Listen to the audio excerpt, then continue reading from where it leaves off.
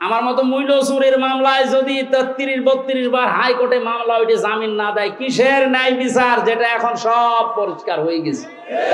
15 বছরে কোনো ন্যায় বিচার দেশে কায়েম হয়নি, পুরাটা হয়েছে অবিচার। আল্লাহ যেটা নিজে এখন ধরেছে। আল্লাহ এমনি কিছু বলছে না, অনেকে মনে করছে এত কিছু করে কিছু হয় না। এখন কিছু টের পাচ্ছেন? আলেমদের মাথায় দড়ি দিয়ে ছাগলের মতো গরুর মতো যখন টেনে নিয়ে যেত ওই কোর্টে, বারান্দায় দাঁড়িয়ে অনেক শয়তান দেখলাম হাসতেছে আর টিপ্পনি কাটতেছে। এখন আপনি টের পাচ্ছেন কি হচ্ছে? 10 দিন আগে যে লোকটা আইন পুরা চালাতো, সেই লোকটার পক্ষে একটা উকিল পর্যন্ত এখন দাঁড়াতে রাজি।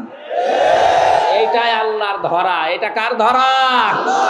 এই জন্য জমিনের মালিক যিনি, উনি যদি ধরে বাপ বলার কিন্তু সময় পাবেন না।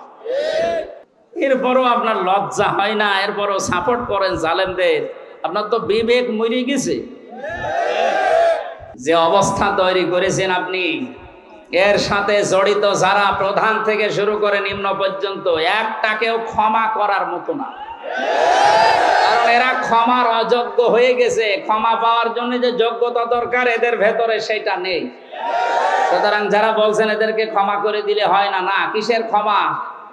আপনি ব্যারিস্টার আরমান, যিনি তার স্ত্রী 8-9 বছর পর্যন্ত অপেক্ষায় ছিল, উনি আজকে একটা ভিডিও বার্তা পাঠিয়েছে যে আমি আশা ছেড়ে দিয়েছিলাম যে আমার পরিবারস্থ লোক মনে হয় আমি আর দেখতে পারবো না, কিন্তু আমার পরিবারের লোক আমার আশা ছাড়েনি। আপনি এই দৃশ্যটা একটু সামনে নিয়ে নিজের সাথে মিলান তো। আপনার জীবনেও কোনোদিন জালেমদের ক্ষমা করতে মনে চাইবে? কখনো চাইবে না। মানে বাস্তবতা টের পাচ্ছেন না। তাই 5 দিন 7 দিন 10 দিনে আপনার অবস্থা এরকম হয়ে গেছে। 8 বছর 10 বছর 12 বছর 14 বছর একজনকে মাটির নিচে এক ঘরের ভেতরে পচা খাবার দিয়ে আটকে রেখেছে। আপনার বিবেক বলে কিছু আছে? আপনি জানোয়ার চাইতো খারাপ। ও বাংলার মুসলমানেরা, 8টা বছর যে লোকটা আয়না ঘরে ছিল আজকে দেখতে পেলাম। এটা ব্যারিস্টার আরমান, যুবক বয়সের যে ছবি, 8 বছরে তার অবস্থান কোথায় গিয়ে দাঁড়িয়েছে আপনি তাকান। তা তো 8টা বছর জুলুমের স্টিম রোলার চলার কারণে তার অবস্থা এখন এই। অথচ আল্লাহ জানিয়েছেন কিয়ামতে এমন ভয়াবহ অবস্থা তৈরি করব, দৃশ্য দেখেই মানুষ সঙ্গে সঙ্গে যুবক মানুষ বুড়ো হয়ে যাবে। ওনার বুড়ো হতে সময় লেগেছে 8 বছর, কিয়ামতে আমার বুড়ো হতে সময় লাগবে কয়দিন? মুহূর্তের ভেতরে চোখের পলক পড়তে বুড়ো হয়ে যাবে মানে যুবক মানুষ। কি অবস্থা হবে এবার ভাবেন। ইয়াউমা ইয়াফিরুল মারউ মিন আখি, প্রথমেই পালাবে মানুষ দেখলেই তার আপন ভাই থেকে। ওয়া উম্মিহি ওয়া আবি, তার মায়ের কাছ থেকে, বাবার কাছ থেকে।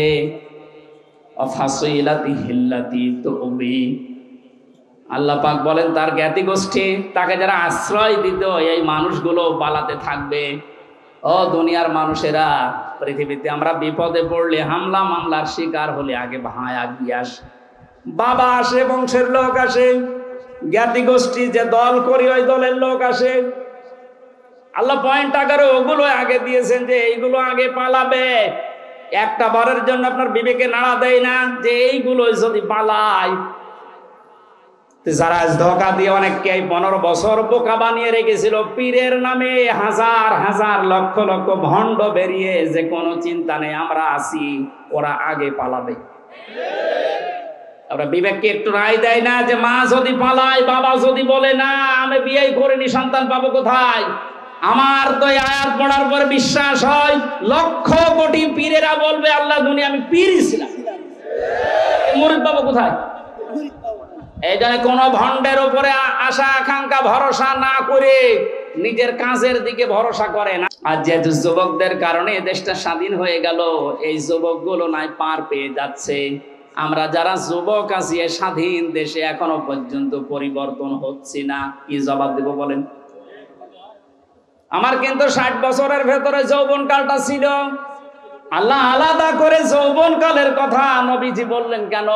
এই কারণেই জানিয়েছে, কারণ যুবকদের দ্বারাই সব কিছু পরিবর্ধন করা সম্ভব, যেটা আমরা দেখতে পেলাম।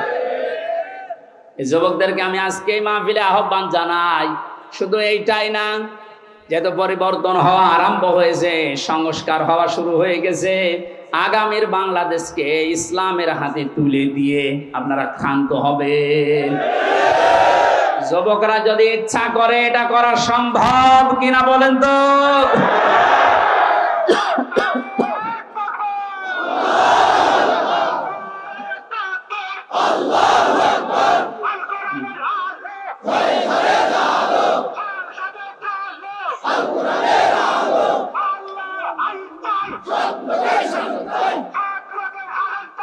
আল্লাহর আইন চাই। আলহামদুলিল্লাহ, তাকবীর যেন আল্লাহ কবুল করেন এবং বাংলাদেশ চোখে যেন দেখান, বলেন আমিন। আজকে এই যে শেজিয়া বাজারে আমি আয়াতটা পড়েছিলাম, আরাইতান নাস ইয়াদখুলুনা ফি দীনিল্লাহি আফওয়াজা। কেন নবী, আপনি যখন দেখবেন যে আল্লাহর সাহায্য এসে গেছে, তখন তো বিজয় হবে। দলে দলে পালে পালে মানুষ ইসলামে প্রবেশ করছে, যেটা আমরা এখন চর্মচোখে সারা বাংলাদেশে দেখতে পাচ্ছি। একটু যাদের বিবেক আছে, একদম মরে যায়নি, তারা আজ তো সবকিছু ভুলে ইসলামে চলে আসছে। কারণ ইসলামের মালিক ওরা জানে যে দেশে জামাত ইসলাম, শিবির, চরমনা, এরা না, ইসলামের মালিক কে? আর যারা আমরা আছি, আমরা ইসলামের খাদেম। সুতরাং ইসলাম প্রতিষ্ঠা করতে গিয়ে, ইসলাম কায়েম করতে গিয়ে বিকাল 5টার আগে কাউকে আমরা আর ষড়যন্ত্র করতে দেব না ইনশাআল্লাহ। এই যে বিচারপতির নামে কলঙ্ক, মানব জাতি হিসাবে একদম কুলাঙ্গার এই যে মানিক। বিচারপতির নাম নিলাম এই কারণে, নাম নিয়েও গুনাহ হবে, কারণ এ মানুষের পর্যায়ে পড়ে না। ইসলামকে এই দুনিয়া থেকে মিটানোর জন্য, বিশেষ করে বাংলাদেশ থেকে যারা ভূমিকা পালন করেছে বেশি, তার ভেতরে এই অবৈধ বিচারপতি আছে। ওর কথাবার্তা শুনলে শয়তান পর্যন্ত হাসে, বলে আল্লাহ তুমি আমারে শয়তান বানিয়েছো। এটা চোখে দেখোনি? আমি মাঝে মাঝে ওরা দেখি আর ভাবি আমি তো শয়তান দেখি না, যদি দেখতাম মনে হয় এরকমই হতো। একটা টাটকা নির্ভেজাল শয়তান। সুতরাং এরকম শয়তানের অনুসারী যারা আছেন, তরিন আফরোজ থেকে বহু শয়তানকে 15 বছর দেখলাম। এখন ইসলামের যে উর্বর ভূমি বাংলাদেশে হচ্ছে, চলছে, কায়েম হওয়ার পথে, বাধা দিতে আসলে কিন্তু বিকাল 5টার আগে কোনো ছাড় নেই। সূরা ইয়াসিনের 65 নম্বর আয়াতে আল্লাহ জানিয়েছেন, আল ইয়াউমা নাখতিমু আলা আফওয়াহিহিম ওয়া তুকাল্লিমুনা আইদিহিম ওয়া তাশহাদু আরজুলুহুম বিমা কানু ইয়াকসিবুন। জোরে বলেন আল্লাহু আকবার। আল্লাহ পাক বলেন, আজকের এই দিনে তোমার মুখ আমি সেলাই করে দিলাম, মুখে মোহর লাগিয়ে দিলাম, তোমার হাত এবং পা, অন্যান্য প্রত্যঙ্গগুলো আমি আল্লাহর কাছে তোমার বিরুদ্ধে পক্ষে সাক্ষী দেবে। এই জন্য এই সাক্ষীটা আমরা যেন ঠিক রাখি। আমাদের হাত, আমাদের পা, অঙ্গ প্রত্যঙ্গ যেন কিয়ামতে ময়দানে মহাশারে আমাদের বিরুদ্ধে চলে না যায়। এমন এমন কাজে হাত দিয়ে করা দরকার, এমন এমন কাজে পা দিয়ে করা দরকার, কিয়ামতে যেন এটা আমার পক্ষে দাঁড়িয়ে সাক্ষী দিয়ে আমাকে জান্নাত পর্যন্ত পৌঁছিয়ে দেয়। এই যে আইদিহিম, তোমাদের হাত, এই হাত মানে শুধু এই হাত না, তাফসীরের ভাষায় এসেছে হাত মানে ক্ষমতার হাত। এই 17 বছর ক্ষমতার হাত যারা অন্যায়ভাবে ব্যবহার করলেন বিভিন্ন চেয়ারে বসে, আপনি বলেন তো কি জবাব দেবেন কিয়ামতে আপনার এই হাত দিয়ে? আপনার মুখ তো থাকবে বন্ধ, কথা বলতে পারবেন না, আপনার এই হাত আপনার বিপক্ষে চলে যাবে।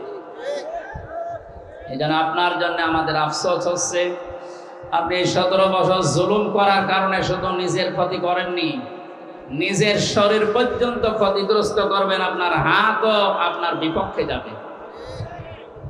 প্রভাব প্রতিপত্তির হাত আছে। এলাকায় অনেকের ক্ষমতা ছিল না, কিন্তু প্রভাব প্রতিপত্তি ছিল। টাকা পয়সা, জমি জায়গা, অর্থ সম্পদের মালিক হওয়ার কারণে এগুলো জুলুমের পক্ষে কাজে লাগিয়ে মাসলুমকে আরো যেন জুলুম করা যায় সেভাবে ব্যবহার করেছিলেন। নিজের সাথে আপনি মিলান। তাফসীর মাহফিলে এসেছেন, অন্তত কিছু নিয়ে যান।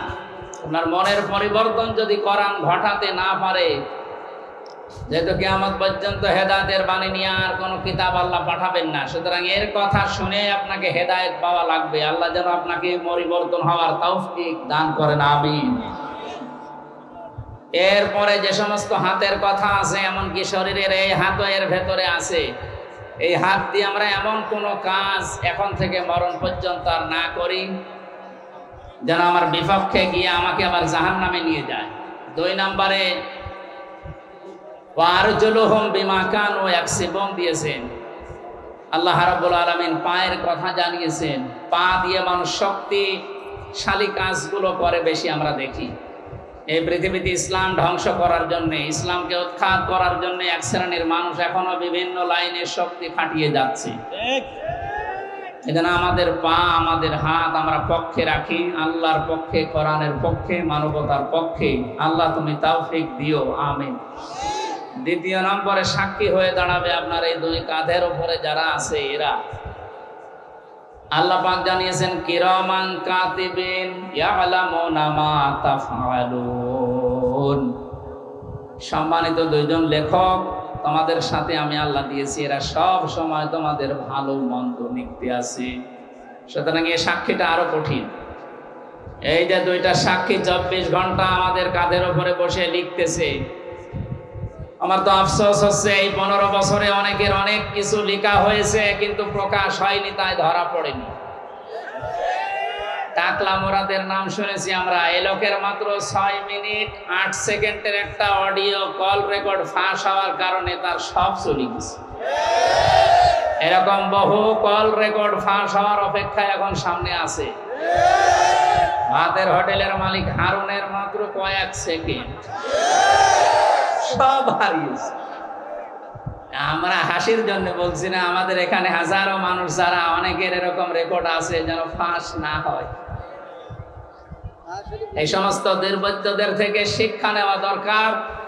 আমাদের জীবনেও বহু রেকর্ড আছে। ওর 6 মিনিট 8 সেকেন্ড ফাঁস হয়ে যদি সব হারায়, কিয়ামতের ময়দানে এই যে 2 জন বসে আছে এরা কিন্তু সব ফাঁস করবে। না জানি আমাদের আবার সব হারিয়ে যায় কিনা। 3 নম্বরের সাক্ষীর কথা আমি পেয়েছি। এই যে জমিনে বসে আছে, এই জমিনটা কিয়ামতে সাক্ষী দেবে। মহেশপুরের এই জমিন। আখরাজাতিল আরদু আসফালাহা। আল্লাহ পাক বলেন মাটির ভেতরে যা আছে সব সেপাল, সবগুলো বোঝা জমিন সেদিন বের করে দেবে। সুতরাং এখানে বসে আছি, এই জায়গাটুকু যেন কিয়ামতে আমার পক্ষে দাঁড়ায়, বলেন আমিন। এরপরের সাক্ষী হচ্ছে আল্লাহ আমার আমল নামা, যেটা আজকের তেলাওয়াতকৃত আয়াত দিয়ে আমরা যেটা আরম্ভ করবো ইনশাআল্লাহ। সূরা বানি ইসরাইলের 14-15 নম্বর আয়াত আল্লাহ জানিয়েছে, ইকরা কিতাবাকা কাফা বিনাফসিকা আল-ইয়াওমা আলাইকা হাসিবা। না, একটু কথা বন্ধ করে, আপনার গোনা হয়ে যাচ্ছে। মনে করছেন আমার কষ্ট হচ্ছে, আমার গোনা হবে না, আপনার গোনা হচ্ছে। ভাই, কোরআনের আলোচনা আরম্ভ হলে আল্লাহর ঘোষণা হচ্ছে চুপ থাকা লাগবে, শোনা লাগবে। পরিবেশ এখন এরা কি করবে? আর জায়গা নেই। এই জন্য যেখানে দাঁড়িয়ে আছেন, বসে আছেন, শুয়ে আছেন, থাকেন, কথা শুনুন। আবার বলছি চুপ করেন, কথা বলা যাবে না ভাই। মোবাইলে রেকর্ড হচ্ছে, ওটা কালকে আপনি ইন্টারনেট থেকে নামিয়ে নেবেন, দেখতে পারবেন। আর পরে যারা দেখতে পাননি, আমি এখানে বসে থাকবো, দেখে তারপর বাড়ি যাবো। কি বলবো আর বলেন? এই কথা কানে আসলে আমি হারিয়ে ফেলবো। কথা বন্ধ করেন। এমনিতে 3 বছর জেলে থাকার কারণে অনেক কিছু হারিয়ে গেছে, অনেক কিছু আমি হারিয়ে ফেলেছি। কারণ আগে যা মুখস্থ করতাম 10 মিনিটে, এখন 10 দিনেও হচ্ছে না। কারণ ওরা এমন এমন খাবার খাওয়ায়, ওগুলো খেলে মানুষের ভেতরে কলকব্জ সব নষ্ট হয়ে যায়। আমি অনেক কিছু হারিয়েছি, আর হারাতে চাই না। আপনারা একটু আমাকে সুযোগ করে দিন কোরআনের কথাগুলো বলার। কথা বলবেন না, যাই করেন কথা বলবেন, ইশারায় করবেন। আমল নামাটা হাতে দিয়ে আল্লাহ পাক বলবেন পড়ো। লোকটা পড়তে থাকবে, আল্লাহ জানিয়ে দেবেন এইটাই তোমার হিসাবের জন্য যথেষ্ট, আর কিচ্ছু লাগবে না। জান্নাতে যাবে না জাহান্নামে যাবে, এই আমল নামাটা যেটা ফেরেশতা লিখেছিল এইটাই বলে দেবে। আল্লাহর বান্দা ওইটা হাতে নিয়ে পড়া আরম্ভ করবে। কয়েক লাইন পড়ার পরে দেখবে না, এইটা তো জনগণের সামনে পড়া যায় না, লাইনটা বাদ দিয়ে পরের লাইনে চলে যাবে। হাজার হাজার সিসি ক্যামেরা নিয়ে দাঁড়িয়ে আছে ফেরেশতারা। আমি জেলখানায় থাকতে বিশেষ করে আমার আর মামুনুল হক হাফিজাহুল্লাহ এই দুইজনের ব্যাপারে আলাদা কড়াকড়ি দিয়ে ওরা ক্যামেরা লাগিয়ে দিয়েছিল, যেন কেউ কথা বললে ওইটা ওরা অফিস থেকে দেখতে পারে যে কি কথা বলছে। অথচ আমাদের যে মামলা, আমার তো ছেড়ে রাখার দরকার ছিল জেলখানার ভেতরে। এই ঠনকো মামলা দিয়ে এত কঠিন কঠিন অবস্থায় নিয়ে গেছে, মানুষ এমনি টেনশনে হাফ হয়ে যাওয়ার কথা। ফাঁসির কন্ডেম সেলের ভেতরে ওরা রেখেছিল আমারই, আমারে রাখার দরকার ছিল তো ওয়ার্ডে, যেখানে 70-80 জন মানুষ থাকে, যে এখানে সারাদিন থাকেন, গল্প করেন, নামাজ পড়ান, কোরআনের কথা বলেন, মাগরিবের পরে আপনারে ঘরে তালা লাগিয়ে দেব। 24 ঘন্টা এদিকে 2.5 হাত, এদিকে 3.5 হাত তালা লাগিয়ে দিতেও থাক, কোনো যোগাযোগ নেই, যোগাযোগ বিচ্ছিন্ন। এই কঠিন অবস্থায় রাখার কারণে আমি বাস্তবতা একটা জিনিস টের পেয়েছি, কিয়ামতের ময়দানের এই যে আল্লাহ আমল নামাটা হাতে দিয়ে বলবে যখন পড়, এই লাইনটা আসলে যারা এই জুলুমের সাথে সম্পৃক্ত ছিল ওই জুলুমের কথাটা ওরা পড়তে চাবে না। কোন লজ্জায় পড়বে, হাজার হাজার মানুষ তার সামনে থাকবে। আল্লাহর ফেরেশতারা ডাক দিয়ে বলবে না, আজকে আর ফাঁকি দেওয়ার কোনো রাস্তা নেই, কত ক্যামেরা সামনে, সব ফেরেশতারা দেখছে, পড়ো এই লাইনটাও পড়ো, বিনা কারণে মানুষকে কেন কষ্ট দিয়েছিলে এইটা পড়ে শোনাও। যারা কষ্ট দিলেন এই 17 বছর হাজার হাজার লক্ষ লক্ষ মানুষকে, আপনার বিবেকের কাছে বলেন তো, আপনি কি পড়তে পারবেন কিয়ামতে ওই লাইন? পারবেন না। এই জন্য তওবা করার সময় যেহেতু এখনো শেষ হয়নি, পশ্চিম দিকে এখনো সূর্য ওঠেনি, আপনি এখনো তওবা করতে পারেন যদি আল্লাহ কবুল করেন। কিন্তু দুঃখজনক হলো সত্য একটা ভয়ঙ্কর তথ্য, আল্লাহু লা ইয়াহদিল কওমাজ জালিমিন, জালেমদেরকে আল্লাহ হেদায়েত দেয় না। আপনার কপালে যে কি আছে, নিজের কপালে আপনি নিজে কোড়াল মেরেছিলেন। যেন আপনার জন্য এখন আমরা যারা মুসলিম, আমাদের আফসোস হচ্ছে যে আপনি কি করলেন, দুনিয়াও শেষ করে দিলেন, আপনার আখিরাতটা ধ্বংস অলরেডি হয়ে গেছে। আপনার থেকে আমরা শিক্ষা নিতে চাই, আমাদের বাকি জীবনে যেন আমরা এমন কোনো কাজ না করি যেটা আমি জনগণের সামনে পড়তে পারবো না, ঠিক আছে? তাহলে এই মাহফিল সাকসেস হবে। তাছাড়া আমি একেবারে হাপ্পা চাপ্পা দিয়ে এলে স্টেজ সব ভেঙে ফেললাম, কোনো কাজ আছে? বাংলাদেশে ইসলাম কায়েম হয়ে গেল মনে করেন, কিন্তু আমার নাজাত হইল না, লাভ আছে? বলেন না কেন? ইসলাম কায়েম হোক না হোক আমার চেষ্টা করা লাগবে এই জমিনে। কারণ এই যে ইসলাম, এটা আল্লাহর তৈরি করা, আল্লাহর পাঠানো। আমি ইসলামের মালিক না, আমি ইসলামের খাদেম। আমি ইসলামের কি? এই যে জমিনটা, এই দেখে মনে হয় 2-3 বিঘা জমিন এখানে পড়ে আছে, এই জমিনের মালিক হচ্ছে ইনি, সভাপতি সাহেব, মুন্সি সাহেব। আমাদের মতো 8-10 জন কামলা, জন, মনীষ, পাট, লেবার যাই বলেন, উনি ভাড়া করিস যে আপনারা সকাল থেকে বিকাল 5টা পর্যন্ত এই জায়গায় ধান লাগান, এই জমিনে বিকাল 5টায় আপনাদের বেতন দিয়ে দেব। বিকাল 5টা বাজতে আর মাত্র 10 মিনিট বাকি আছে। কয় মিনিট? 8-10 জন মস্তান এসেছে মোটরসাইকেল নিয়ে, বড় বড় ছড়ি নিয়ে, সোনার ছেলেরা এখন যেটা ব্যবহার করতো, যেটা এখন পাওয়া যাচ্ছে, এইটা এখন নিয়ে এসে বলছে এ ধান আমরা লাগাতে দেব না, ধান লাগিয়েছেন যা আরো তুলে ফেলবো। আমরা যারা আছি কামলা হিসাবে যারা কাজ করছি, একেবারে ছেড়ে দিলে হবে? তাহলে বেতন পাওয়া যাবে? ওদেরকে বলবো, ভাই এ জমিনের মালিকও আমরা না, এ ধানের মালিকও আমরা না, আমরা কামলা, আমরা হচ্ছে জন, লেবার যাই বলেন, আমরা খাদেম, কাজ করছি, বিকাল 5টায় বেতন দিয়ে দেবে। এখনো 10 মিনিট বাকি আছে, আপনারা ধান যদি তুলে ফেলতে চান, ফসল নষ্ট করতে চান, 10 মিনিট পরে তুলে।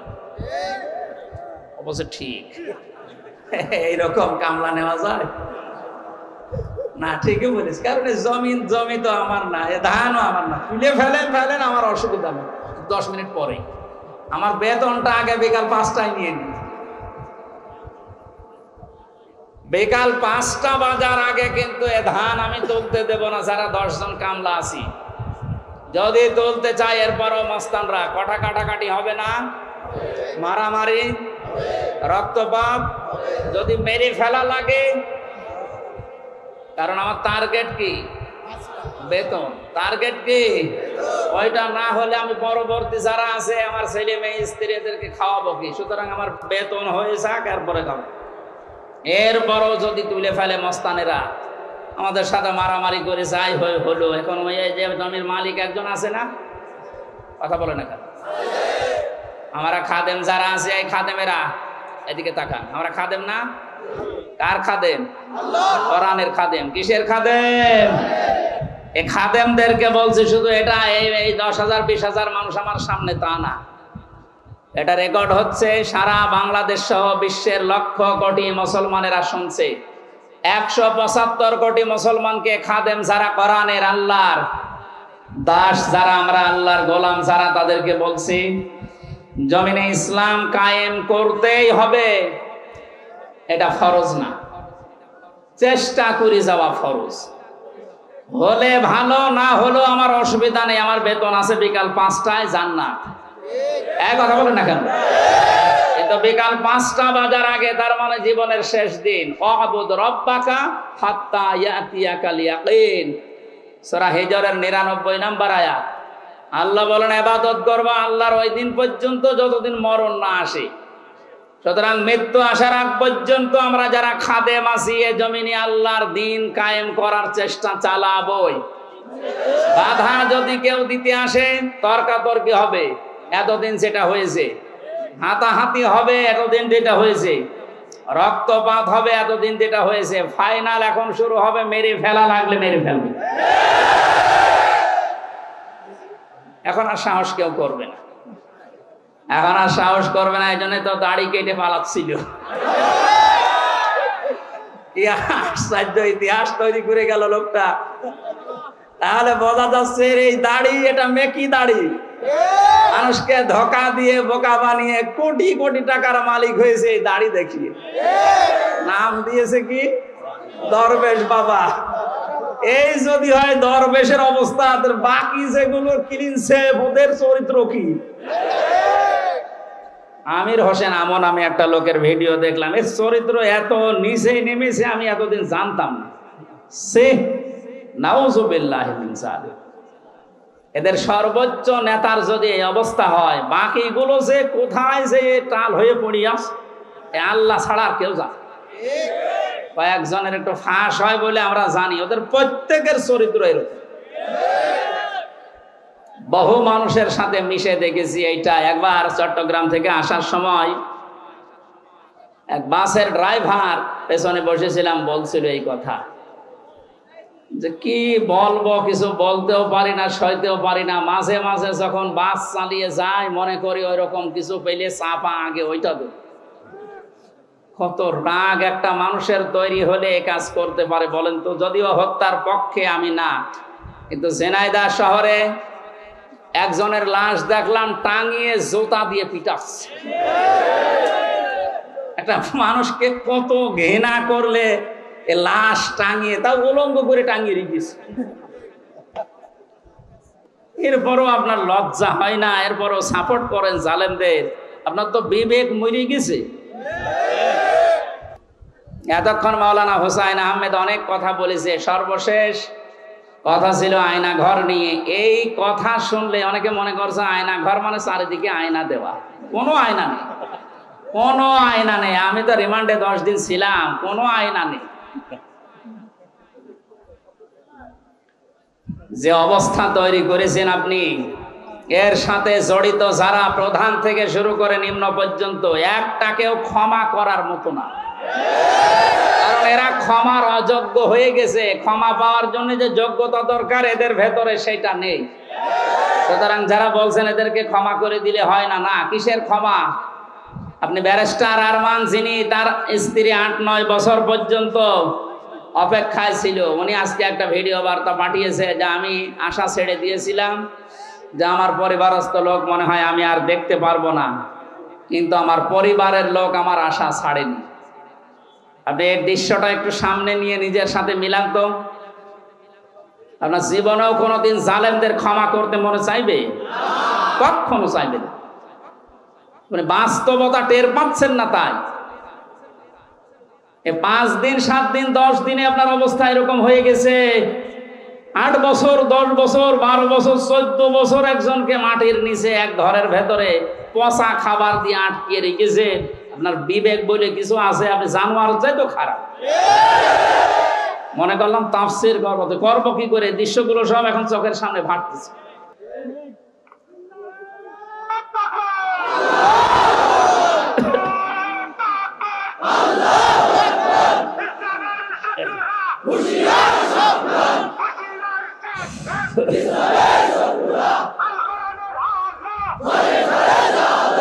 আলহামদুলিল্লাহ ভাই,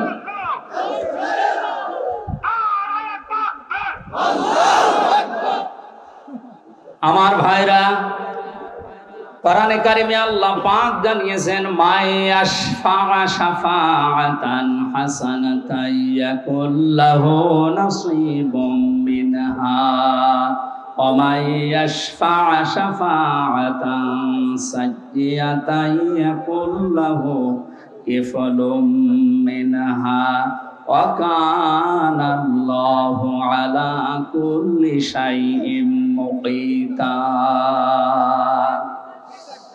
এই পৃথিবীতে কোন মানুষ যদি ভালো কাজের, সৎ কাজের, কল্যাণমূলক কোন কাজের সুপারিশ করে, সহযোগিতা করে, রায় দেয়, ভোট দেয়, সাপোর্ট করে, সমর্থন জানায়, ওই লোকটা ভালো কাজ করে যে সওয়াব পাবে, আপনি ওই ভালো কাজে শুধু রায় দেওয়ার কারণে, সাপোর্ট দেওয়ার কারণে একই সওয়াব পেয়ে যাবেন। সুতরাং এই সুযোগ কিন্তু সামনে আসতেছে। ভালো কাজ করা যায় যে সমস্ত মানুষের দ্বারা, আপনি যদি ওই জায়গায় যেতে না পারেন, যারা ভালো কাজ করবে এদেরকে আপনি অন্তত সাপোর্ট দিয়ে, সহযোগিতা করে, রায় দিয়ে হলেও এগিয়ে যাবেন। অনেকটা ভালো ভালো কাজ করে যত সওয়াব কিয়ামতে নিয়ে উঠবে, আপনি শুধু রায় দেওয়ার কারণে কিয়ামতে ওই সওয়াব নিয়ে উঠতে পারবেন। পরবর্তী শব্দ দেখেন, ওমাই ইয়াশফা শাফাআতান সাইয়্যাতান ইয়াকুল্লাহু কিফলুম মিনহা। কোন মানুষ যদি অন্যায় কোন কাজ করে আর ওই কাজে যদি কেউ সাপোর্ট দেয়, রায় দেয়, ভোট দেয়, সমর্থন জানায়, খুশি হয়, ওই লোকটা অন্যায় করার কারণে যা পেয়েছে আপনি শুধু খুশি হওয়ার কারণেই তাই পাবেন। এত জুলুম নির্যাতন দেখার পরও যদি কোনো মানুষ জালেমের পক্ষে রায় দেয়, ওই জালেম কিয়ামতে যেভাবে উঠবে আপনাকে আল্লাহ ওইভাবেই তুলবে। আপনাকে আমি বাঁচাতে চাই, আপনি তো অত বড় জালেম না, এজন্য আপনাকে আমি বাঁচাতে চাই। কোন জালেমের পক্ষে থাকবেন না। নবীজি বলেন তোমার ভাই জালেম হোক আর মজলুম হোক, তাকে সাহায্য করো। সাহাবী বলেন হে নবী, আমার ভাই যদি মজলুম হয় তাকে তো সাহায্য করা যায়, কিন্তু জালেম হলে তাকে সাহায্য করব কিভাবে? নবীজি বললেন তোমার ভাই যদি জালেম হয় তাকে তোমার দায়িত্ব এই জুলুম থেকে ফিরিয়ে রাখা, এইটাই তাকে সাহায্য। সুতরাং জীবন দিয়ে যে মানুষগুলো জালেমের কবল থেকে আমাদেরকে মুক্তভাবে এই দেশে বিচরণ করার সুযোগ দিয়ে গেল, এই মানুষগুলো কিয়ামতের দিন যেন শহীদ এই শব্দ নিয়ে উঠতে পারে, বলেন আমিন। ময়দানে মাহশারে আমলনামাটা, কিতাবটা যখন আপনার হাতে আল্লাহ তুলে দেবে, বলবে তুমি নিজেই যথেষ্ট, জান্নাতে যাবে না জাহান্নামে যাবে। আমি আমার ঈমান থেকে কথা বলছি, কারো দিকে না তাকিয়ে আবার নিজের দিকে আয়াতের সাথে মিলিয়ে বলেন তো, এখনই যদি মারা যান আর এই বইটা যদি আপনার সামনে তুলে ধরে বলে, বল হামজা তুই এইটা পড়ে যা, জান্নাতে যাবি না জাহান্নামে যাবি?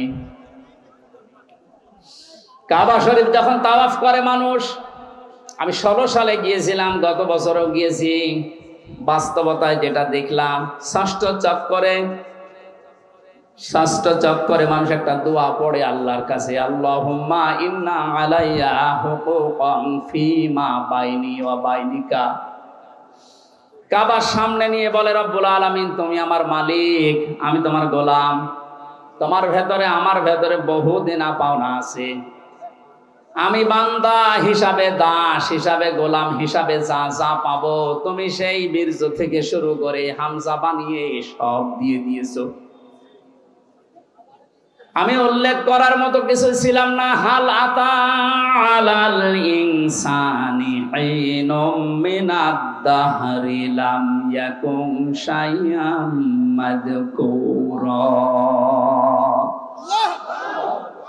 মানুষ কি একটু চিন্তা করে না যে জন্মের আগে, এই পৃথিবীতে আসার আগে উল্লেখ করব এমন কোন বিষয় লোকটা ছিল না। আজকে সভাপতির নামের নিচে দেখলাম লেখা বিশিষ্ট ব্যবসায়ী আলহাজ নুরুজ্জামান মুন্সি। কত সুন্দর নাম দিয়ে পেছনে ডিগ্রি লাগিয়ে দিয়েছে, উনি এই কাজ করি খায়। বয়স যদি এখন 60 বছর হয়, 61 বছর আগে এই নাম গন্ধ পৃথিবীর মানুষ জানতো? বলেন বলেন। শুধু এতটুকুই না, বাবার বীর্য যখন মায়ের রেহেমের ভেতরে দ্রুত গতিতে পাস হয়, আল্লাহ পাক বলেন ওই দিকে একটু তাকাও। ফালিয়ানজুরিল ইনসানু মিম্মা খুলিকা মিম্মা ইন দাফিকিন ইয়াখরুজু মিন বাইনিস সুলবি ওয়াত তারাইব। মানুষকে নজর করে দেখে না কি জিনিস দিয়ে তাকে বানালাম। বাবার স্ফলিঙ্গ দিয়ে দ্রুত গতিতে বের হয়ে যাওয়াই না পাক পানিটা মায়ের রেহেমের ভেতরে জমা হয়। এই যে সলবন এবং তারাইব দিয়েছেন আল্লাহ। সলবন বলা হয় বাবার লজ্জাস্থান, তারাইব বলা হয় মায়ের লজ্জাস্থানকে। এই দুইটা শব্দ আমি তাফসিরের ভেতরে ব্যাখ্যায় পেয়েছি। আল্লাহ বাবার ক্ষেত্রে 1 বচন দিয়েছেন, মায়ের ক্ষেত্রে বহু বচন দিয়েছেন। কেন দিলেন? তাফসিরে তাবারি মুফাসসিরে আয়াতের এই সলবন আর তারাইবের ব্যাখ্যা করতে গিয়ে লিখেছেন পৃথিবীতে মানুষকে নেওয়ার চাইতে মায়ের কমপক্ষে 3 গুণ কষ্ট বেশি হয়। এই যে এখানে যত পুরুষ মানুষ আছি আমরা, সর্বোচ্চ 45 ইউনিট কষ্ট যদি আমাদের শরীরের ভেতরে কেউ এনে দেয়, আমি সঙ্গে সঙ্গে মারা যাবো, আর সহ্য করতে পারবো না। বিজ্ঞান জানিয়েছে পৃথিবীতে হামজাকে দুনিয়ায় আনতে তার মায়ের কমপক্ষে 57 ইউনিট কষ্ট সহ্য করা লেগেছে। 45 আসলে আমরা মারা যাব, অথচ উনি সহ্য করেছিলেন 57 ইউনিট। প্রতিটি জিনিস পরিমাপ করার একটা যন্ত্র আছে, কষ্ট মাপ দেওয়ার জন্য একটা যন্ত্র আছে, এটা ইউনিট দিয়ে মাপা লাগে। এই যে এই প্যান্ডেলটা যদি আপনাকে আমি মাপ দিতে বলি, দাড়ি পাল্লায় তুলে দেবেন কি দিয়ে? ফিতা লাগবে, গজ লাগবে, টেপ বলেন, এটা দিয়ে মাপতে দিলে আপনি মাপতে পারবেন এটা কয় গজ। পৃথিবীতে প্রতিটি জিনিস মাপার আলাদা আলাদা যন্ত্র আছে না নেই? কষ্ট মাপার জন্য 45 থেকে 57 আপনি হিসাব করেন। এতগুলো কষ্ট সহ্য করার পরেও শুধু শেষ করেননি।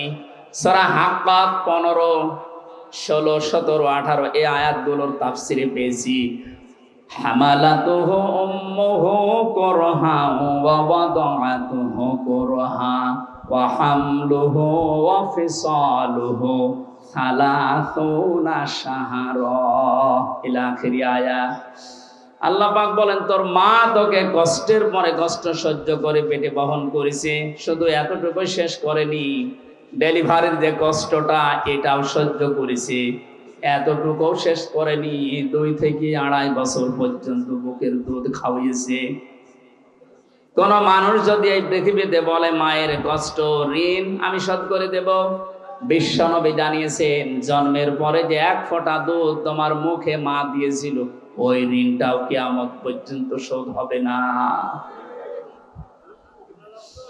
মায়ের এই কষ্টের কথা শোনার পরে যে মানুষগুলোর ভেতরে আবেগ আপ্লুত হয়ে মায়ের কথা মনে হচ্ছে যে এই কষ্ট সহ্য করেছে আমার মা, অবশ্যই তাদের উচিত হবে আল্লাহর ইবাদতের পরে মা বাবার দিকে খেয়াল করা, তাদের খেদমত করা। কোরআনে কারীম জানিয়েছে ওয়াকাদা রাব্বুকা আল্লা তা'বুদু ইল্লা ইয়্যাহু ওয়া বিল ওয়ালিদাইনি ইহসানা। এই এদিকে তাকান। আল্লাহ আদেশ দিচ্ছেন, আমি রায় দিয়ে দিলাম রায় দিচ্ছেন কে? আমি রায় দিয়ে দিলাম, লিখে দিলাম। এই যে কজা মানে ফায়সালা করে দেওয়া, রায় দেওয়া, লিখে দেওয়া, সিদ্ধান্ত জানানো। আমি আল্লাহ সিদ্ধান্ত নিয়েই ফেলেছি, রায় দিয়ে দিয়েছি যে আমার ইবাদতের পরে আর কারো ইবাদত করা যাবে না, আর মা বাবার খেদমত করা লাগবে, তাদের পেছনে খরচ করা লাগবে। মহেশপুরবাসী এখানে একটা শিক্ষা পেয়েছি আমি, আল্লাহর ইবাদত করা, আল্লাহর আইন মানা নফল না ফরজ? আরো জোরে বলেন। মা বাবার আইন মানা, আপনি আলেম, কথা বলবেন। যারা জানেন না মুখ খুললেন কেন বলেন তো? আমি এখানে একটা শিক্ষা নিতে চাই, আমি গতানুগতিক কথা বলি না। আপনি দেখেন তো কি এখান থেকে বের হয়। আল্লাহর আইন মানা আমরা দেখলাম ফরজ, প্রশ্ন করা যাবে? বলেন না কেন? আল্লাহর আইন আপনার বুঝে আসুক বা না আসুক, এটাই ফাইনাল, কোনো প্রশ্ন। আল্লাহর আইন মানা কি? সবাই মুখ খোলেন তো কি? মা বাবার আইন মানা ফরজ না। এই যে মাঝখানে ওয়া আছে, মা বাবার আইন মানা ওয়াজিব না, ফরজ না, ওয়াজিব না। মা বাবার খেদমত করা ফরজ, আইন মানা শুধুমাত্র আল্লাহর ফরজ। কার? আরো জোরে বলেন। আর আল্লাহর পরে রসুলকে আল্লাহ শরীয়ত প্রণেতা বানিয়েছেন, শারে। এজন্য উনি যে নিয়ম নীতিগুলো দিয়েছেন ওইগুলো ফরজ। মা বাবার আইন মানা ফরজ নয়, তাদের সেবা করা, খেদমত করা, টাকা পয়সা তাদের পেছনে খরচ করা কি? বলেন না কেন? কেন ফরজ কেন? আল্লাহ রাব্বুল আলামিন দলিল দিচ্ছেন, আখফিদ লাহুমা জানাহা যুল্লি মিনার রাহমা। এদিকে তাকান, এটা আলেম না? এটা শব্দটা আছে আখফিজ, খফজন মানে ডাউন করা, এরপরে ফল করা। খফজন মানে কি? ডাউন করার পরে ফল করে দেওয়ার আরবি নাম আখফিজ বা খফজন। আল্লাহ বলেন খফজন করবে। জানাহান মানে ডানা, দিল্লুন মানে ছায়া হয় বা নম্রতা হয়। তোর যে ছায়া আছে ডানা, আর এই ডানার ছায়াটা এভাবে ডাউন করার পরে ফল করে দিবি। আমার প্রশ্ন হচ্ছে, এ পৃথিবীতে কোনো মানুষের ডানা আছে কি? এটা কি? তাহলে আল্লাহ এখানে এদন দিত বা আউদা দিত, এ শব্দ না দিয়ে জানা হন পাখির ডানা আল্লাহ আমাদেরকে দিলেন। আল্লাহ মনে হয় জানে না তাই? জানা হন দিলেন পাখির ডানা আমাদেরকে ধার করিয়ে। কেন? ডানা আর দুনিয়ায় কারো নেই? পৃথিবীতে আর ডানা কারো আছে না নেই? কিসের আছে? আরে ভাই পাখির ডানাই তো দিয়েছে। পাখি বাদ দিয়ে পৃথিবীতে আর কারো ডানা নেই? আছে, এরোপ্লেনের ডানা আছে, হেলিকপ্টারের ডানা নেই? ওদের ডানাটা আল্লাহ এখানে লাগালেন না কেন? তাহলে তো আমাদের এই যে জানাহুন দেওয়া লাগতো না। পাখির ডানার কথা দিয়েছেন এই জন্যে তাফসির মাহফিলে আসতে হয়। আপনারা শুনতেছেন? জানাহুন শব্দটা আল্লাহ পাখির কাছ থেকে ধার করে আমাদেরকে লাগিয়ে দিলেন, কারণ আমাদের এই হাতের ভেতরে পর নেই, এর ভেতরে মোলায়েম কোনো কিছু নেই, সব শক্ত। পালক আছে, পর আছে, মোলায়েম করার কোনো কিছু নেই, এটা শক্ত। কিন্তু পাখির ডানার ভেতরে পর আছে, পালক আছে, একটার পরে আর একটা যখন লাগিয়ে দেয় সফট হয়ে যায়, কোমল নরম তুলতুলে হয়ে যায়। আল্লাহ এতটুকু শেষ করেন, জানাহাত দুল্লি মিনার রহমা দিয়েছে, যে পাখির ডানাটা শুধু ডানা এভাবে ডাউন করে না, ও যখন ডাউন করার পরে ফল করে দেয়, ওর নিচে পাখির বাচ্চাগুলো যাবার পর একটা কিচির মিচির আওয়াজ দেয়। বাংলাতে এটা বলে অনির্বচন সুখ। কি বলে? একটা অনির্বচন সুখ অনুভব করার কারণে ভেতর থেকে আওয়াজ হয় কিচির মিচির। আমরা মনে করি কিচির মিচির না, এ আনন্দটা, এ আওয়াজটা পাওয়ার জন্য না। কি করে কি হয়? আপনারা সব পিছান তো, এত আস্তে পিছালে হবে না, আরো পিছান, পিছান, আরো পিছান, আরো পিছান, যান, আরো এক হাত যান। এই ছেলে যাও, চেয়ার সরানো লাগবে না, তুমি নিজে সরো।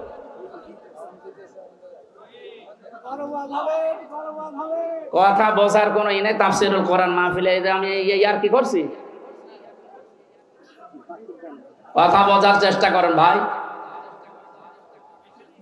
আল্লাহ রাব্বুল আলামিন পাখির ডানাটা এই জন্যই দিয়েছেন মানুষকে বোঝাতে, পৃথিবীর বান্দা বান্দিরা, তোমার মার বাবা যখন শেষ বয়সে চলে যাবে, তারা যেন তোমার এই পাখির ডানার মতো হাতের যে ছায়া এর নিচে পড়ার পরে যেন একটা আনন্দ অনুভব করে যে আমার হামজা থাকতে অন্তত আমার আর কোনো চিন্তা নেই। মহেশপুরবাসী কত আলেম এখানে বসে আছে, হাজারো মানুষ আমরা, বলেন তো আমাদের মার বাবা এখন শেষ বয়সে এসে এইটা বলার মতো স্কোপ পাচ্ছে? পাচ্ছে। আল্লাহ রাব্বুল আলামিন মায়ের কথা 3 বার দেওয়ার জন্য তারা বহু বচন দিলেন, আর বাবার কথা 1 বার দিয়েছেন। আমি যেটা পর্যন্ত এটা নিয়ে এসেছিলাম, নেই থেকে শুরু করে পর্যন্ত যিনি নিয়ে আসলেন, কারো সাহায্য যার লাগেনি। মার বাবার এই যে স্ফলিঙ্গ দিয়ে নাপাক পানিটা দিয়ে তাফসিরে পড়েছি, আল্লাহ 8টা জিনিস বানিয়েছিলেন: রক্ত, গোশত, চর্বি আর চামড়া, চুল, রগ, হাড় আর পর্দা। 8টা জিনিস যখন মায়ের রেহেমের ভেতরে এক হয়ে যায়, আল্লাহ পাক তখন ফেরেশতাদেরকে বলে, আমি আল্লাহ আমার রব নামের কারণে 5টা জিনিস একে দান করব। ওয়াজআলা লাকুমুস সামআ ওয়াল আবসারা ওয়াল আফইদা ইলা আখিরিল আয়া। সূরা নাহলের 78 নম্বর আয়াতের মাঝের অংশে আল্লাহ জানিয়েছেন, শ্রবণ শক্তি, দর্শন শক্তি, বাক শক্তি, আকেল শক্তি আর ঘ্রাণ শক্তি, এই 5টা আমি আল্লাহ নিজে তাকে দান করেছি। একটাও যদি কম দিতাম, দুনিয়ায় আসতো ওই লোকটা কিন্তু অপূর্ণাঙ্গ হয়ে। এখানে অনেকাংশ মানুষ আমরা সব পূর্ণাঙ্গ মানুষ, কয়েকজন হয়তো আছে বিকলাঙ্গ, অন্ধ, ন্যাংড়া, কিন্তু হাজারো মানুষ আমরা সব পূর্ণাঙ্গ মানুষ। আল্লাহ নিজের পক্ষ থেকে একটাও যদি কম দিত, তো কি অবস্থা হতো সারা জীবন আপনি ভাবেন। আল্লাহ পাক এই জন্যই জানিয়েছেন, হে পৃথিবীর মানুষেরা, নেই থেকে শুরু করে উল্লেখ করার মতো একটা জায়গায় ধরে নিয়ে আসলাম, এরপরও আমার সাথে তোর নাফরমানি কমে না। কাইফা তাকফুরুনা বিল্লাহি ওয়া কুনতুম আমওয়াতান ইলা আখিরি আয়াত। বালাগাত মান্তিক যারা পড়ায় বা জানে, কাইফা শব্দটা 11টা বিষয়ের আগে আল্লাহ ব্যবহার করেন। কাইফা শব্দের প্রথম ব্যবহার হচ্ছে মান্তিকের কায়দায়। আল্লাহরও বিশ্বাস হতে চায় না এমন জায়গাকে আল্লাহ কাইফা দিয়ে শুরু করেন। এটা এতক্ষণ যেটা বলছিলাম, বীর্য থেকে শুরু করে এ পর্যন্ত আনার পেছনে কারো কোনো অবদান নেই। মার বাবা শুধু এক বিছানায় ছিল, এতটুকু তাদের কাজ। বাকি যা করার বলেন তো কে করেছে? এই মানুষ এখান থেকে হামজা পর্যন্ত হবার পরে যখন নাফরমানি করে, তখন আল্লাহ কাইফা শব্দ দিয়ে শুরু করেছে যে কি করে নাফরমানি করে আমারও বিশ্বাস হয় না। কাবার গেলাপ ধরে মানুষ কিন্তু ষষ্ঠ চক্করে এইটাই বলে এসেছি আমরা, রব্বুল আলামিন আমি তোমার গোলাম হিসাবে, বান্দা হিসাবে বহু কিছু আমাকে তুমি দিয়েছো, ওই যে বীর্য থেকে পর্যন্ত, কিন্তু তুমি আমার মালিক হিসাবে আমার তো কিছু দেওয়া দরকার। আমি তো কিছুই তোমার আজ পর্যন্ত দিতে পারলাম না। তবে একটা জিনিস আমার আছে, পুঁজি। তোমার ওই রহমান, ওই গফফার, ওই গফুর নামের খাতিরে এই কাবার সামনে নিয়ে বলছে আমারে মাফ করে দাও। এই জন্য যারা তাওবা করার জন্য এখনো রাজি হননি, এখনো পর্যন্ত শয়তানের ধোঁকায় পড়ে আছেন, সুযোগ আছে, আপনারা আশা করছি ফিরে আসবেন। আল্লাহ রাব্বুল আলামিন এই যে রাত 12টার পরে তাহাজ্জুদের সময়ে প্রথম আসমানে এসে আপনাদের মতো আমাদের মতো মানুষকে ডাক দিয়ে বলবা, আসো ক্ষমা চাও, ভুল করে ফেলেছো, ক্ষমা চাও। আমরা যেন ক্ষমা চেয়ে নিজের জীবনটাকে মুহাম্মদুর রাসূলুল্লাহর উম্মতে পরিণত করতে পারি, বলেন আমিন। মহেশপুরবাসী বান্দা যখন এটা পড়তে পড়তে কিছুক্ষণ যাবার পরে দেখবে না লজ্জা লাগে, পড়ার মতো না, আল্লাহ পাক বলবেন না পড়া লাগবে। আমার তো ওই দিবসের কথা মনে হয় এখন আফসোস হচ্ছে, আল্লাহ আমি কি সত্যি পড়তে পারবো? আমার এই 24 সালের এটা আগস্ট মাস, যদি আল্লাহ বলে প্রথম তারিখ পর্যন্ত তোরে মাফ করে দিলাম, চা তোর কোনো হিসাব নেই, শুধুমাত্র এই যে 17 তারিখ আজকে, এই 17 দিনের হিসাব দিয়ে জান্নাতে চলে যা। যত মানুষ এখানে আপনারা আছেন বুকে হাত দিয়ে বলেন তো 17 দিনের হিসাব এখনো জোগাড় করা সম্ভব হয়নি।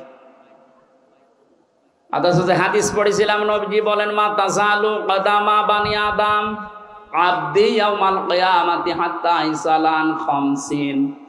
কিয়ামতের কঠিন ময়দানে প্রতিটি মানুষকে আল্লাহ তার নিজের সামনে দাঁড় করাবেন, প্রত্যেককেই 5টা করে প্রশ্নের উত্তর জিজ্ঞাসা করবে। 5টা প্রশ্নের সঠিক জবাব দেওয়া ছাড়া কেউ সামনেও যেতে পারবে না, পেছনেও যেতে পারবে না, জায়গায় দাঁড়িয়ে থাকবে। শুধু মাইক ফাটিয়ে টেবিল ফাটিয়ে ফেলেন না, নিজের সাথে মিলান তো। জালেমদের কথা তো বাদই দিলাম, আমরা যারা মজলুম আছি তারা নিজেদের দিকে এই 5টা বিষয় একটু মিলাই। গোসামিল দিয়ে উত্তর দিলে হবে না, নকল করে গোপালগঞ্জের মতো পাশ করে চাকরি পেলে হচ্ছে না। A+ পাওয়ার পর আমাদেরকে দেয় না, আর ওরা 2.5 পেয়ে চাকরি পেয়ে যাচ্ছে। কত দুর্নীতি হয়েছে আপনি টের পাচ্ছেন? বাস্তবতায় মিলিয়েছেন আপনি একবারও যে এই লোকটা নিজে আল্লাহর সামনে দাঁড়িয়ে আছে? আপনি নিজে মনে করেন দাঁড়িয়ে যখন আছে, আল্লাহ জিজ্ঞাসা করছেন হামজা বলো তো দেখি, একটা জীবন দিয়েছিলাম 60 বছরের, এই 60 বছরে কি করলে? জবাব সঠিকটা দাও। 2 নম্বরের বিষয় আল্লাহ দিয়েছেন যুবকদের বিষয়, এবং সাবাবিহি ফিমা আবলা, একটা যৌবন কাল দিয়েছিলাম। 15 থেকে শুরু করে 45 বছরে যে বিশাল একটা যৌবন কাল, এটা কোন কোন কাজে লাগিয়েছে বলো? আর যেহেতু যুবকদের কারণে দেশটা স্বাধীন হয়ে গেল, এই যুবকগুলো নাই পার পেয়ে যাচ্ছে। আমরা যারা যুবক আছি স্বাধীন দেশে এখনো পর্যন্ত পরিবর্তন হচ্ছে না, কি জবাব দেব বলেন? আমার কিন্তু 60 বছরের ভেতরে যৌবন কালটা ছিল। আল্লাহ আলাদা করে যৌবন কালের কথা নবীজি বললেন কেন? এই কারণেই জানিয়েছে, কারণ যুবকদের দ্বারাই সব কিছু পরিবর্তন করা সম্ভব, যেটা আমরা দেখতে পেলাম। এই যুবকদেরকে আমি আজকে এই মাহফিলে আহ্বান জানাই, শুধু এইটাই না, যেহেতু পরিবর্তন হওয়া আরম্ভ হয়েছে, সংস্কার হওয়া শুরু হয়ে গেছে, আগামীর বাংলাদেশকে ইসলামের হাতে তুলে দিয়ে আপনারা ক্ষান্ত হবেন। যুবকরা যদি ইচ্ছা করে এটা করা সম্ভব কিনা বলেন তো?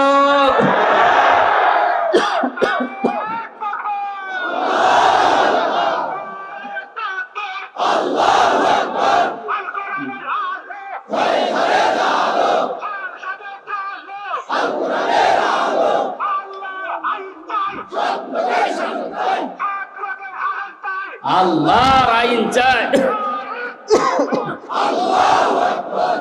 আলহামদুলিল্লাহ, তাকবীর যেন আল্লাহ কবুল করেন এবং বাংলাদেশ চোখে যেন দেখান, বলেন আমিন।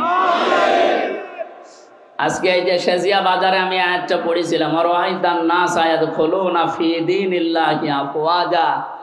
হে নবী, আপনি যখন দেখবেন যে আল্লাহর সাহায্য এসে গেছে, তখন তো বিজয় হবে।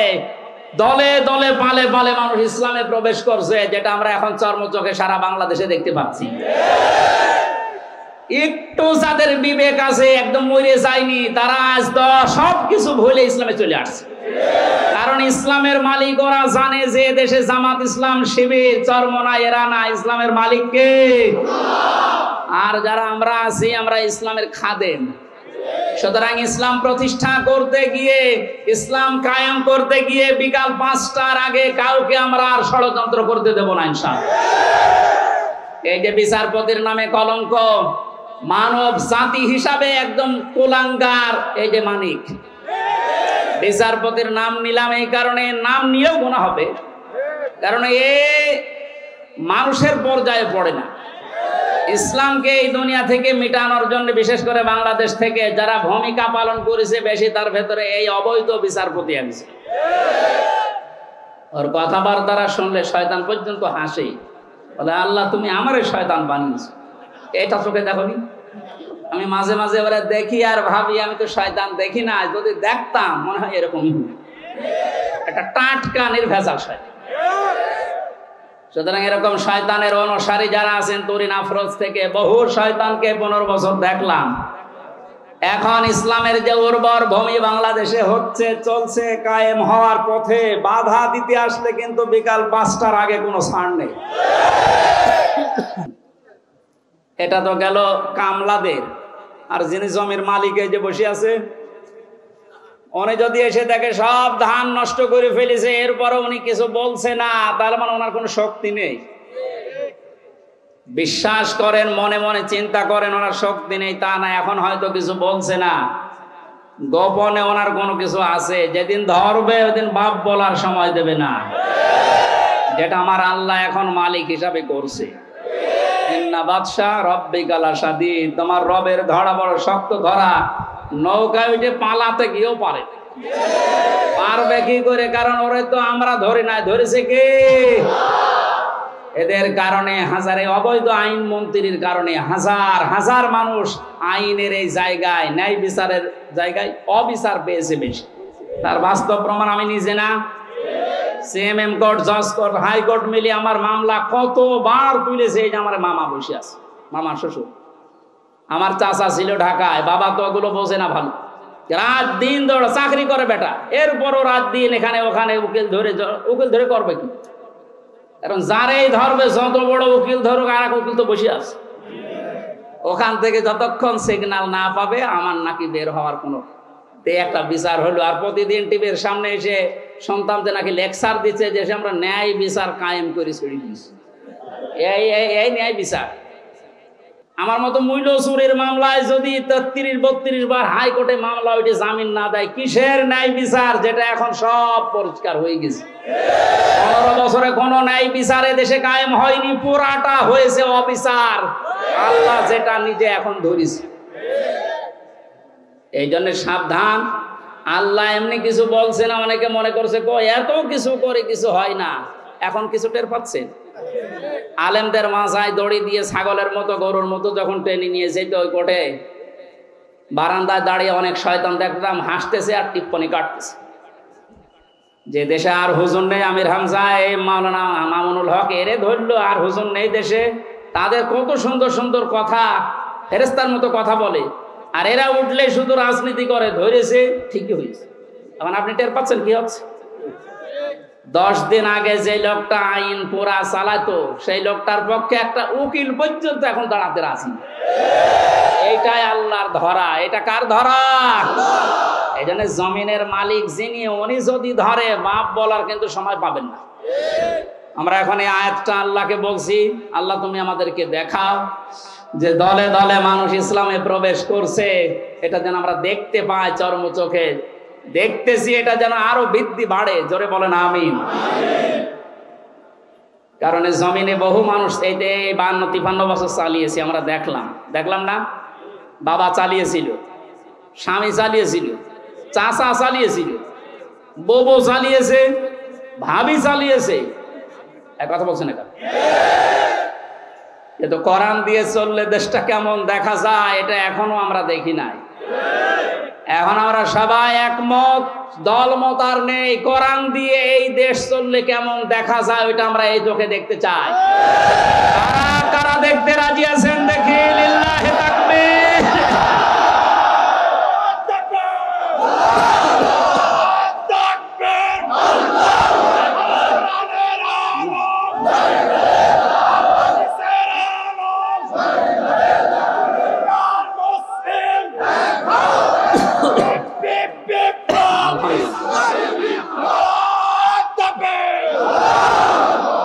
এজন্য কোরআনের খাদেম আমরা যারা এখানে বসে আছি, আমাদের কোনো টেনশন নেই। কায়েম হলেও এদেশে ভালো, না হলেও আমার কোনো লস নেই। আমার বেতন আছে বিকাল 5টায়, তার নাম জান্নাত। ওটা আল্লাহ আমাকে দেবে। কারণ বিকাল 5টা পর্যন্ত জমিটা একটু দেখে শুনে রাখতে পারলে উনি যেমন বেতন দেবে। আল্লাহ আমাদেরকে জমিনে কাজ করার জন্য বেতন দিতে পারে না, ওই বেতন পাওয়ার আশায় আছে। কিয়ামতের ভয়াবহতার কথা আজকের তেলাওয়াত কিন্তু আয়াতগুলোতে ছিল। যেহেতু আমরা বলেছিলাম 1 ঘন্টা, এই জন্য খুব তাড়াতাড়ি করছি, সামারাইজ করছি। আল্লাহ রাব্বুল আলামিন সূরা হাক্কাত 52টা আয়াত দিয়েছেন। কিয়ামতের যে ভয়াবহ দৃশ্য এগুলো আল্লাহ তুলে ধরেছেন প্রথম থেকে। পুরাটা তাফসীর করতে গেলে অনেক সময় লাগবে। সামনে আরো 2টা মাহফিলে এলাকায় আছে, আমরা ওখানে ধারাবাহিকভাবে বলবো ইনশাআল্লাহ। আজকে খুব কম সময় নিচ্ছি। হাক্কাতের 19 থেকে শুরু করে যতটুকু পারা যায়। আল্লাহ রাব্বুল আলামিন বলেন, ফাআম্মা মান উতিয়া কিতাবাহু বিয়ামিনিহি ফায়াকুলু হাউমুকরাউ কিতাবিয়া। কিছু তথ্য আছে নতুন আলেমরা যারা জ্ঞানী মানুষ যারা ভালো করে শুনবেন।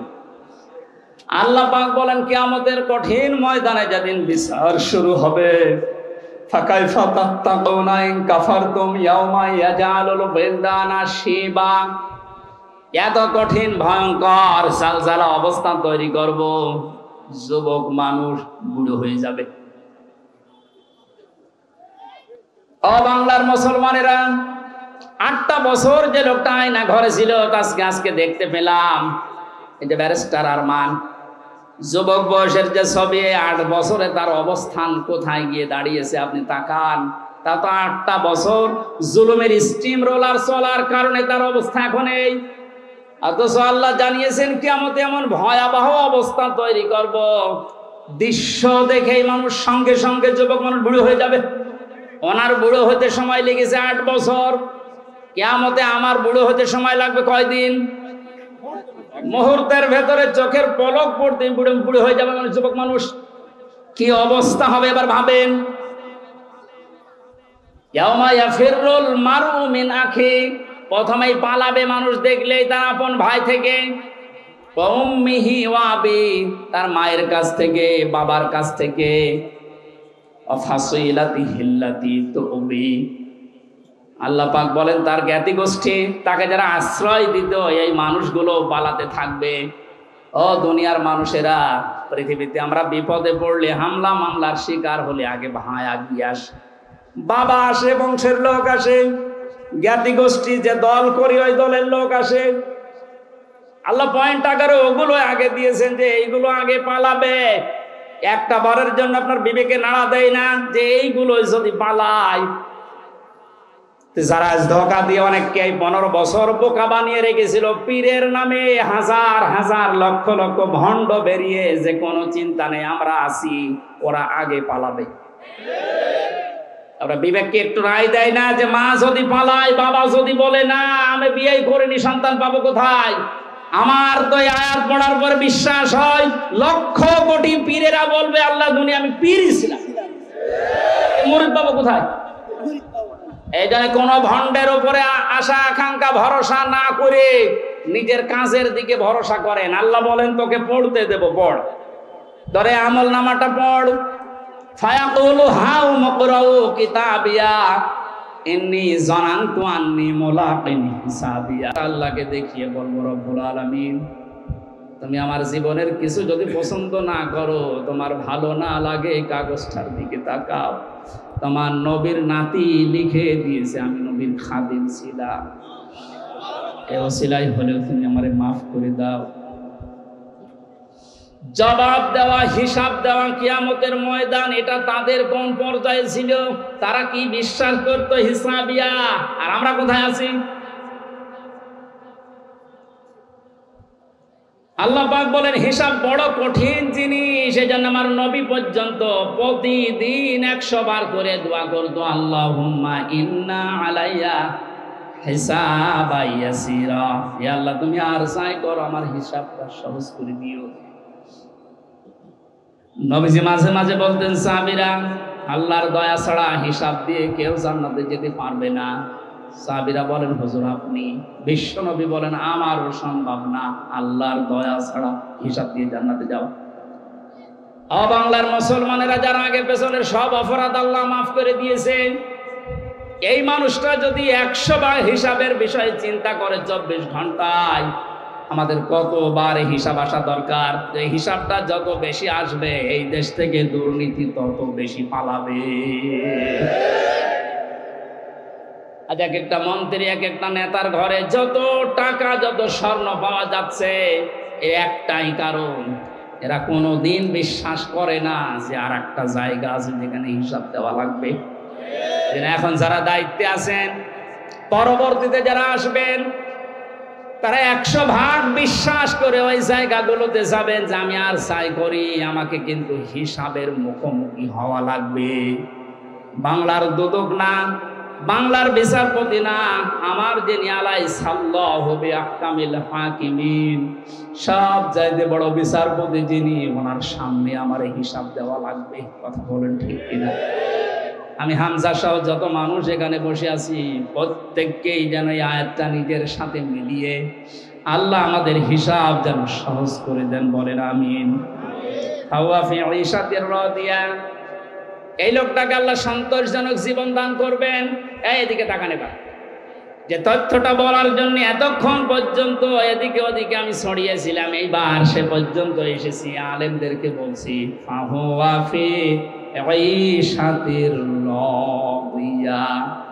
আল্লাহ পাক বলেন তাকে সন্তোষজনক জীবন দান করব। সন্তোষজনক জীবন কি? ফি জান্নাতিন আলিয়া, সুউচ্চ মাকাম জান্নাত যেটা, ওখানে আল্লাহ তাকে পৌঁছিয়ে দেবেন। কুতুফুহা দানিয়া, যার ফলগুলো হাতের নাগালে এসে নাড়াচাড়া করবে। কুলু ওয়াশরাবু হানিয়াম বিমা আসলাফতুম ফিল আইয়ামিল খালিয়া। আল্লাহর পক্ষ থেকে ঘোষণা করবে, খাও, পান করো, মন মতো খাও, কারণ এই খাবারগুলো তোমাদেরকে জালেমরা দুনিয়ায় খেতে দেয়নি, এরকম আরামে জালেমরা থাকতে দেয়নি। 15 বছর অনেকে এই বাংলাদেশে নিজের স্ত্রীর কাছে রাখতে পারে নাই, নিজের ঘরে মাথা দিয়ে ঘুমাবে পারে নাই। এই কথা বলে না কেন? আম বাগানে, বাঁশ বাগানে, এমনকি ধানের ক্ষেতের ভেতরে মশারি টাঙিয়ে 15 বছর কাটিয়েছে এমন মানুষ এই দেশে আছে। আল্লাহ পাক যেন তাদেরকে হাত ধরে ধরে বলছে, কুলু ওয়াশরাবু হানিয়া বিমা আসলাফতুম ফিল আইয়ামিল খালিয়া। এতদিন যা খেতে পারোনি, এখন মন মতো খাও। আমার মনে হয় সেই সময় আমাদের সামনে এসে গেছে। আল্লাহ যেন আমাদের আয়াতটা জীবনের সাথে মিলিয়ে দেন, বলেন আমিন। সন্তোষজনক এই জীবনে যাবার আগে যে বিষয়গুলো আল্লাহ সামনে নিয়ে এসেছিলেন, তার 1 নম্বরে ফাআম্মা মান সাকুলাত মাওয়াজিনুহু ফাহুয়া ফি ঈশাতির রাদিয়া। মানুষকে আল্লাহ মাপ দেবেন মিজানের পাল্লায়। কিসের পাল্লায়? জবান খোলেন। মিজান মানে না, না, মিজান মানে মানদণ্ড। মিজানের পাল্লায় আল্লাহ মাপ দেবেন মানে মানদণ্ড সামনে নিয়ে আসবেন। হাইকোর্টের সামনে দেখেন একটা দাড়ি পাল্লা দেওয়া আছে, এ দাড়ি পাল্লায় ওজন দেয় কি? ওটা ন্যায় বিচারের মানদণ্ড। সরকারে দেশের মানুষকে বোঝাতে চায় সারা দেশে অবিচার হতে পারে, হাইকোর্টে আসলে দাড়ি পাল্লার মতো ন্যায় বিচার বাবা। দুইটাই সমান না, একটাকে একটু এদিক ওদিকে আছে, একেবারে সমান সমান দেখবেন। আজকে এই ভোলটা ভাঙা লাগবে। আমার যতটুকু ধারণা, আমি লেখাপড়া করে যা পেয়েছি, এই ভোলটা যদি বাংলার জমিনে আজ ভেঙে যায়, হাজার হাজার মানুষ সঙ্গে সঙ্গে উল্টিয়ে যাবে। দেখেন তো আপনি মেলাতে পারেন কিনা। আমি প্রথমে যে উদাহরণ দিকে 2টা জিনিসের নাম বলেছিলাম, প্রতিটি জিনিস পরিমাপ করার জন্য আলাদা আলাদা জিনিস পাওয়া যায়। আমি গত 7 দিন 8 দিন ছিলাম মালয়েশিয়া, সিঙ্গাপুর, ওইদিকে থাইল্যান্ডের। ওখানে যে আলোচনার বিষয়গুলো সাবজেক্ট আকারে দিয়েছিল, তার ভেতরে এই মাওয়াজিন ছিল। বলে মাওয়াজিনের অর্থ আপনি বের করেন তো, একটা একটা করে 99টা অর্থ আমি আবিধান থেকে বের করেছি। এক একটা শব্দের ব্যাখ্যা করার জন্য আমার আলাদা আলাদা সময় দিয়েছি, কারণ ওই দেশে অনেক বড় বড় শিক্ষিত মানুষ স্টেজে থাকে, মসজিদের ভেতরে অথবা অডিটোরিয়ামে হয়। এখান থেকে আমি যেটা নিতে পেরেছি, এই যে মাওয়াজিনুহু দিলেন, মিজানের পাল্লার এই মাপটা যদি আপনি পরিষ্কার করতে না পারেন, ক্লিয়ার হতে না পারেন, আপনার অপরাধ প্রবণ জীবন থামবে না। প্রতিটি জিনিস পরিমাপ করার জন্য একটা উদাহরণ দিয়েছিলাম, এটা পরিমাপ করার জন্য ফিতা লাগে। চাউল পরিমাপ করার জন্য বাটখারা লাগে। কি লাগে বলেন বলেন? তেল পরিমাপ করার জন্য লিটার লাগে, সিসি লাগে। কেউ যদি এখন তেল মাপ করার জন্য ফিতা দেয়, মাপতে পারবে? এইটা মাপ করার জন্য দাড়িপাল্লা দেয়, মাপতে পারবে? তাহলে প্রতিটি জিনিস মাপ করার জন্য আলাদা আলাদা যন্ত্র পাওয়া যায়। কিয়ামতে আল্লাহ ফাহুয়াফি ঈশাতির রাদিয়া, সন্তোষজনক জীবনে আপনার পৌঁছে দেবে। এখানে যাবার আগে একটা কাজ সে করবে, মাপ। কি মাপ? মানে পরিমাপ। এই যে মিজানের পাল্লা বলছেন আপনি, মানদণ্ডে আল্লাহ মাপ দেবেন। আবার বলছে ভালো করে শুনবেন, গীবত করবেন না কিন্তু বাইরে যে। প্রতিটি জিনিস যদি পরিমাপ করার জন্য আলাদা আলাদা যন্ত্র থাকে, কিয়ামতের দিন আল্লাহ মিজানের পাল্লায় মাপ দেবে কি? আমল। আমল কি মাপ দেবে? বলেন বলেন? আমল মানে কাজ। আমল মানে আরো জোরে বল। কাজ মাপার জন্য দাড়িপাল্লা লাগে, ফিতা লাগে, লিটার লাগে। কি লাগে?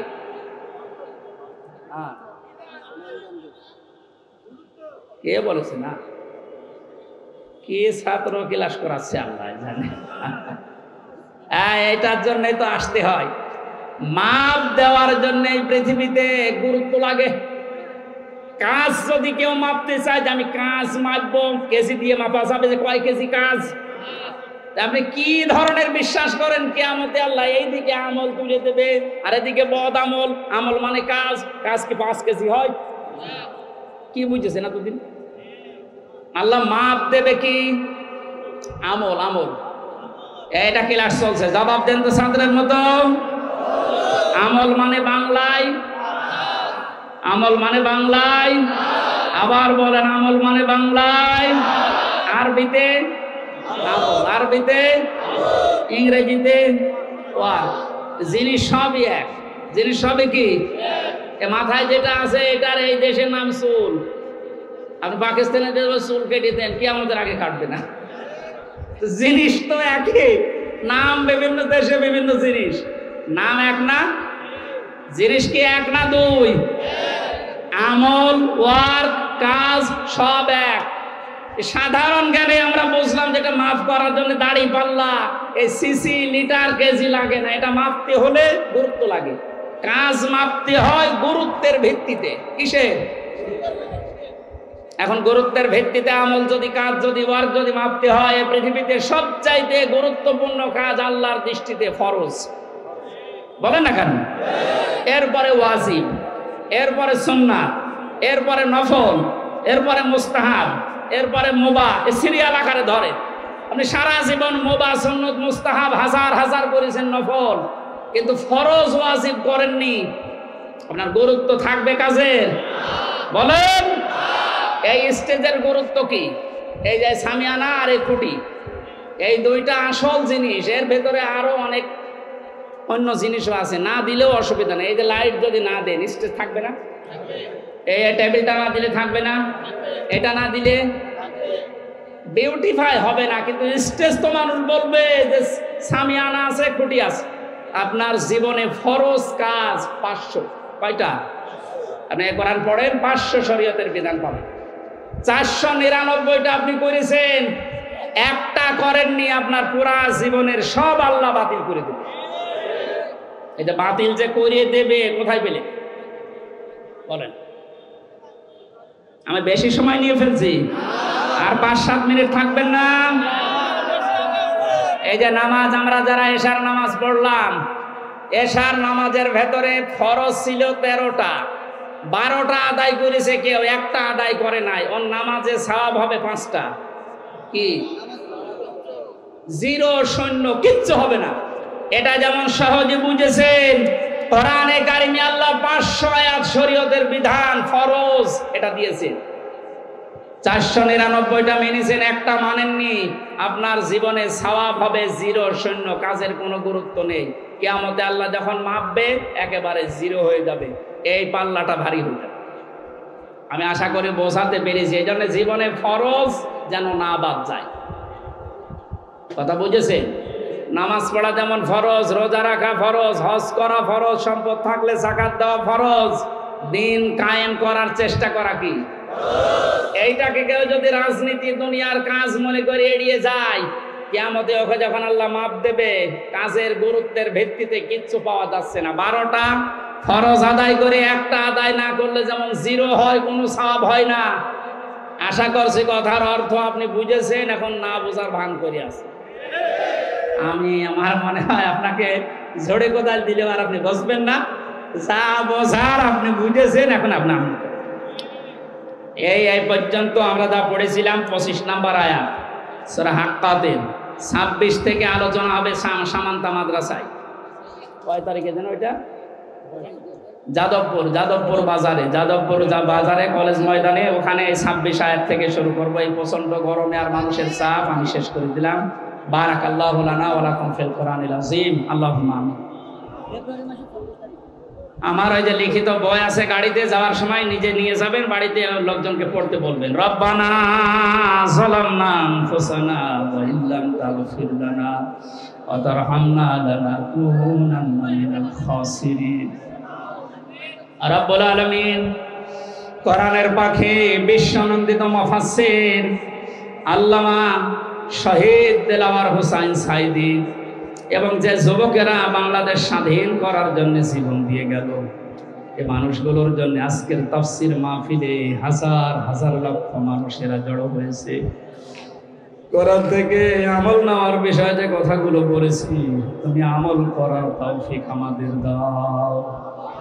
কাজ যেন আমরা ইখলাসের সাথে ভালো কাজে আঞ্জাম দিতে পারি, সেই পরিবেশ তৈরি করে দাও।